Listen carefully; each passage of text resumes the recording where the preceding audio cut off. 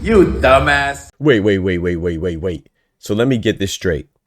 Nick Ball, who habitually, consistently, and frequently brings up opponents for 126-pound defense, brings them up from 122 to fights them. Now he loses in devastating fashion. And all of a sudden, he was the victim of a weight bully. Now, you know me, man. I don't gatekeep boxing. Enjoy boxing how you want. But when your ignorance is assassinating the character of a fighter just because you're dumb and don't know better, You dumbass. I'm going to need you to shut what they call the up. Hello guys, this is Rolly Romero. Yo, my name is Nonito Donaire. What's up, guys? Designer's Eyes. Here with Bob Santos Boxing. And I rock with Dr. Boxing Talk. I want to give a quick shout out to Dr. Boxing Talk. And I want to give a big shout out to Dr. Boxing Talk.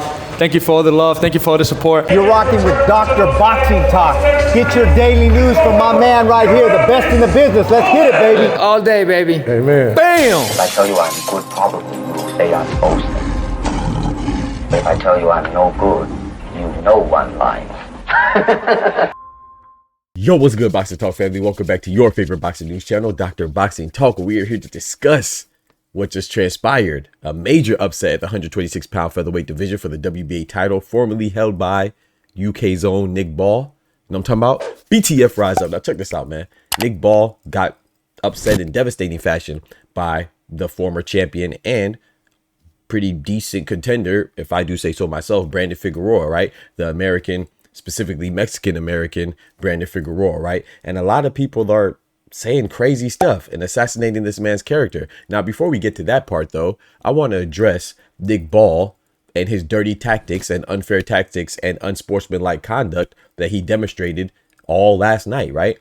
According to Manny Robles, who's the trainer of Brandon Figueroa, Nick Ball and his team, Team Wrecking Ball, they didn't even allow Team Figueroa to be in the room when they wrap their hands. And everybody knows that's standard procedure and protocol, especially for a main event, especially for a world title fight. You see what I'm saying? And you don't allow the other team to be present. And I have to also say this too, you know, to be fair, I think that Team Figueroa and Manny Robles, they should have insisted even more that they get their hands unwrapped and rewrap them in front of them. So I think that was kind of dangerous in nature, because we know about the late, great Nazim Richardson, when he trained Sugar Shane Mosley, how he was present during Team Margarito and they're wrapping their hands, you know, headed by Robert Garcia at the time, right? And he saw that they were using some illegal hand wraps. You know what I'm talking about? Everybody knows a famous story, right? So that's how they caught them. So I think it was kind of dangerous to proceed without being present to witness Nick Ball's hand wrapping. I don't care how much the team insisted, but shout out to Manny Robles. He did say, hey, if you're not going to be present, if you didn't allow me to be present, then no one could be present when I'm wrapping my fighters' hands. And that's what happened. But I still think it's dangerous on both sides. I think they just should have just reset, and they should have witnessed and observed each other having their hands wrapped, you know, because there's no telling what happened. And, you know, obviously it seems like it's inconsequential because Brandon Figueroa won anyway, but you just never know. Maybe the fight would have been worse. You know, I'm not accusing anybody of doing anything foul, but if you're not doing anything foul, why not follow the protocol and eliminate all the doubt? You see what I'm saying? So that's Nick Ball and his team being unfair and unsportsmanlike and dirty right there. Whether they cheated or not, just not following procedures is dirty, right? So shame on Nick Ball for that. And then, you know, when Nick Ball, during the fight, he's over there doing wrestling moves. You saw him try to spear and clothesline and rock bottom. Shut up, bitch. Oh my God. He tried to rock bottom Brandon Figueroa throughout the fight, man. But this is what he does, right? He tried to, we see him pull wrestling moves on Ronnie Rios, slamming him into the ropes, pushing him on the ground and stuff like that. We seen him literally kick TJ Dohinky in the nuts from the back. How you gonna kick somebody in the butt and the nuts simultaneously? That's illegal, bro. One at a time. You did them both? Come on, man. So this is something that Nick Ball does, you know. And then, not to mention, once he loses, instead of handling himself and representing himself as a champion and being present for the end of the fight, he walks off and storms off. Now, I understand emotions, you know, sometimes emotions take over and you don't want to be there because you lost, but you know, you're supposed to hold your head high in victories and hold your head high in defeat. But no, they skedaddled out of the ring, right? Like some suckers. And not to mention the fans at Liverpool. Now, let me be careful, because I think UK, you know, I've notoriously said this. I think the British boxing fans are some of the best, right? If not the best, right? And some of the Liverpool fans did not do this, but the ones that did, the ones that threw soda cans and beer cans and food at Team Figueroa because they were celebrating a victory. It's so crazy because we know that we want the fighters to win the belt in the ring. And then if they celebrate doing that, we get mad because they're celebrating too much. He was in hostile territory, right? Not literally, but he was the away fighter. He went to the UK, traveled to Dick Ball's backyard. He was the underdog. He scored the upset, and you want him to be stoic? Of course they're going to celebrate. Why wouldn't you celebrate? But then when they get elevated to a title holder and through outside the ring, right? They get they're an email champ or an elevated champ. Then we say that they're less of a champion and we don't celebrate them. But then when they win by devastating knockout, being the underdog and the away fighter, we don't want them to celebrate because you're sour in the face, because you're upset your guy lost. Like that was a terrible demonstration of fandom in boxing. Shame on them. I think that they should be identified. We have the technology to do it. Identify these buffoons and excommunicate them, exile them from attending boxing events. As simple as that. We need to start getting some punishment and reprimands for these ignorant buffoons, right? So back to Team Nick Ball though. You know, I see these guys, right, and girls, I don't know their names, boys or girls, you know, if they're, whether they're men or women, they're acting like a bunch of bitches, right? Now they're accusing Brandon Figueroa of being a weight bully. What the fuck does that mean? Because he's taller than Nick Ball. I keep telling people, man, in all of your ignorance and idiocy, you can't be that dumb. What is the largest or biggest land animal? It's not the giraffe, right? It's the elephant. The elephant is larger and bigger than the giraffe. The giraffe is taller, right? But the elephant is considered the largest or the biggest land animal because of its mass, because of its size, because of its weight, right? Coincidentally, this analogy is applied to boxing. Just because someone's taller than somebody doesn't mean that they're bigger, right? You dumbass. Brandon Figueroa is indeed taller than Nick Ball. Most every fighter is. Nick Ball is a short guy, but he's stocky and he's massive. His mass is in his girth and his width. You see what I'm saying? And his overall mass and his size, right? His size is not vertical in nature. It's more husky in nature. It's more brolic in nature. So it's more horizontal in nature.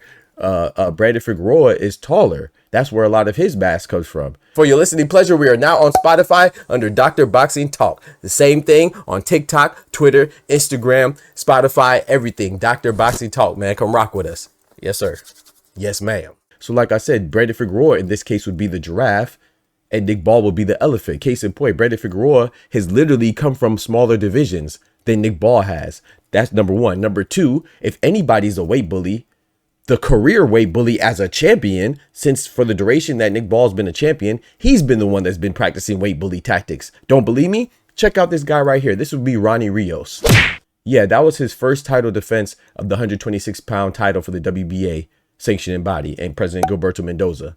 If you notice, Ronnie Rios, you see outside of his fight with Nick Ball and his fight before that against Polanco, his other 6 or 7 fights were at 122. So he spent the majority of his career at 122, then he fought one fight, and then he fought Nick Ball. So that would be Nick Ball weight bullying Ronnie Rios. Oh, it gets worse. His next fight after that was TJ Dohinky. His name is TJ Doheny, but we call him TJ Dohinky over here. You see him? His last fight before fighting Nick Ball at 126? Oh, you guessed it. That was at 122. He fought Naya Inoue. Oh, by the way, Naya Inoue, the smaller guy at 122, stopped TJ Doheny.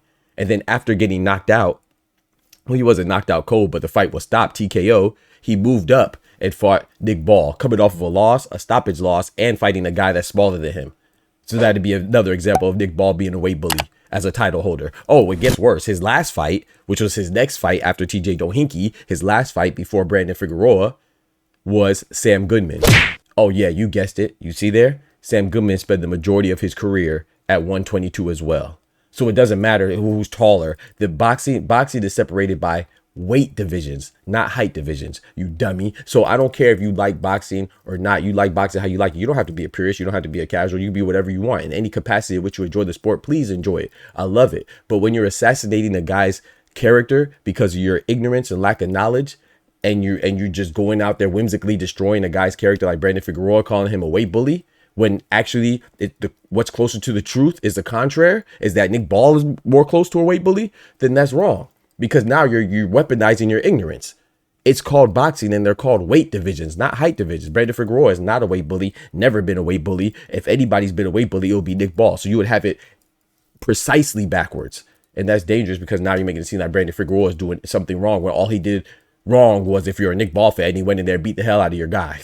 That's all he did wrong, which is right to me. You see what I'm saying? So shout out to Brandon Figueroa. He's not a weight bully because he's tall. He's not a weight bully because he beat Nick Ball. And oh, dang, I was rhyming, huh? He's not a weight bully at all. Let's keep it going. Tall, ball, all. You feel what I'm saying? Nick Ball is just a dirty fighter. He's a sore loser. And he's potentially now a cheater because he wrapped his hands before the other team had the time to witness it, had a chance to witness it. You see what I'm saying? So, you know, everybody on Brandon Figueroa. No, Brandon Figueroa did his thing. And I will have to take credit for this as well. You see, because while I've been very busy, I did not make a prediction for this fight in particular. And I was wrong for that. I apologize, just because I haven't had the time. But it's been well documented what I said. I said that Nick Ball's on fraud alert. Just like I said with Joseph Parker, right? I said Joseph Parker, his last 3 wins were a little suspicious, right? When he beat Deontay Wilder, who looked like a shell himself, he got a majority decision victory over Zhilei Zhang despite getting dropped twice, right? And then he beat Martin Bakole on 24 hours notice.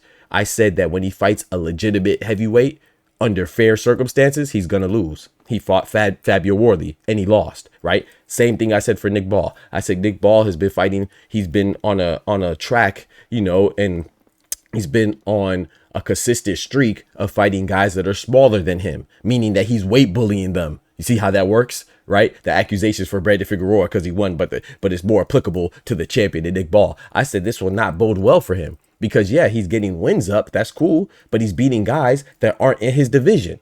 Right? He's beating guys from 122. So he fought Ronnie Rios as a defense. He fought TJ Dohinke as a defense. And he fought Sam Goodman as a defense. All 3 of them, what do they have in common? Their commonality is that they're from 122, super bantamweight, right? I said that the first time he fights a legitimate 126 pounder, he's going to lose. I didn't specifically say Brandon Figueroa because, like I said, I've been kind of absent from the stream. So I'm not going to take credit for that. But I'm not going to forget or omit the fact that I said that when he fights a legitimate featherweight, he'll lose. Insert Brandon Figueroa. He fought a legitimate a legitimate featherweight. And what happened? Not only did he lose, he got knocked the freak out. You got knocked the fuck out, man. Give me my goddamn money. Yeah, we do this boxing thing. So stop calling Brandon Figueroa a weight bully. Brandon Figueroa did nothing wrong. His celebration was not wrong either. We've seen crazier celebrations than that. The man was just elated and ecstatic that he won. Under the circumstances in which he won, he overcame. Not to mention that he won. He just beat Joey Gonzalez in a tough fight. A lot of people were scrutinizing him for that, and he deserved it because that was a tough fight, right? And then he lost to Stephen Fulton again before that, right? So he has 2 losses. His 2 losses came to the same guy, which is not too bad, right? But a lot of people counted him out, and he overcame.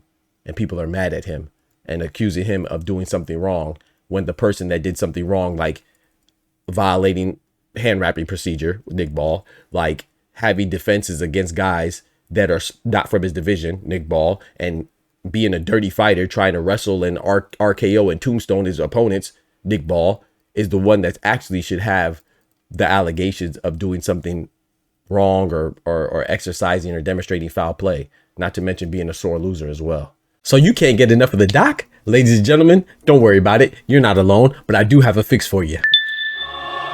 Head over to docscorner.beehive.com where you can find all of the hottest news, the latest news, all real talk, no gimmicks, and no fluff. Right here at Doc's Corner, a newsletter written by yours truly. In order to sign up, all you have to do is enter your email here. But I will tell you, if your name is still long sweaty big balls at hotmail.com, you will not receive an email from me.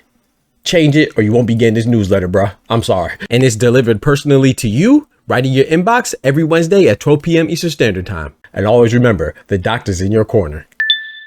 Yeah, I had to clear that up real quick. Shout out to Brandon Figueroa. You know what I'm saying? Can Nick Ball bounce back? We'll see. I don't know if he could bounce back. I'm going to be honest. The 126 division is kind of heating up. You know, can Nick Ball be a contender? Yeah, of course. Will he bounce back to championship glory?